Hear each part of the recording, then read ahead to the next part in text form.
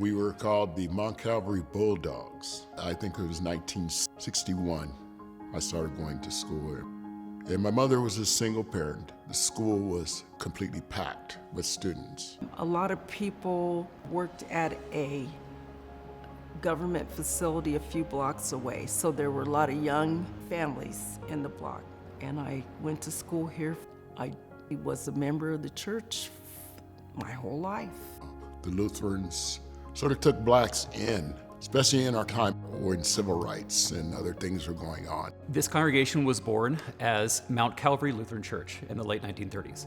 A few decades after that, we started going through these changes in the community and decline, and getting to the point where you could count the number of people with your fingers that showed up.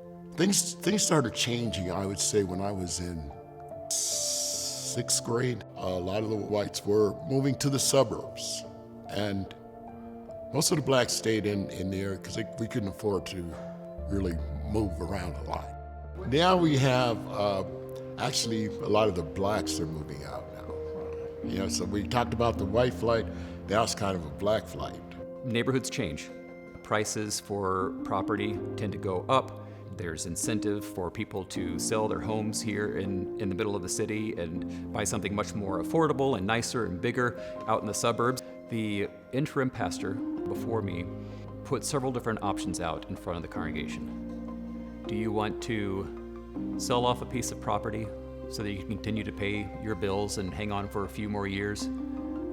Or do you want to take a step of faith, change your culture, change your mindset, and try something completely different? Part of the congregation said, sell.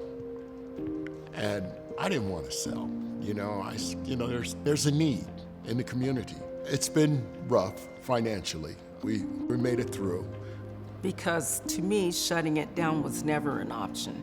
Part of our rebirthing process as a congregation, long before my arrival, was changing the culture and the mindset of our congregation from what do we need to do in order to survive as Mount Calvary to what are we called to do and who are we called to be in this place. A part of that whole process was a name change.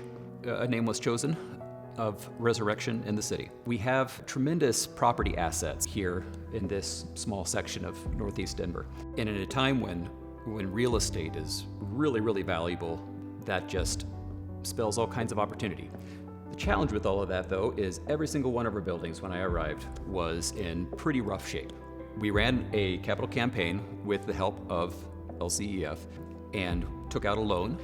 I feel a lot more comfortable going with a group like LCEF that we know loves us and is going to work with us and cares for us, that really wants to see us succeed, not just for financial reasons, but because they love the ministry, so that we could not only replace the roof on the school that was full of leaks, and it's turning into a daycare, serving almost entirely African immigrants, many of which will not be Christian, I'm quite sure, but also completely strip down and refurbish the residential home that is now our parsonage. Most of the people who come in and visit and who end up sticking around are younger people, so the average age of the congregation is getting younger and younger. This is God's house. We don't want to lose this. Such a valuable asset to the community.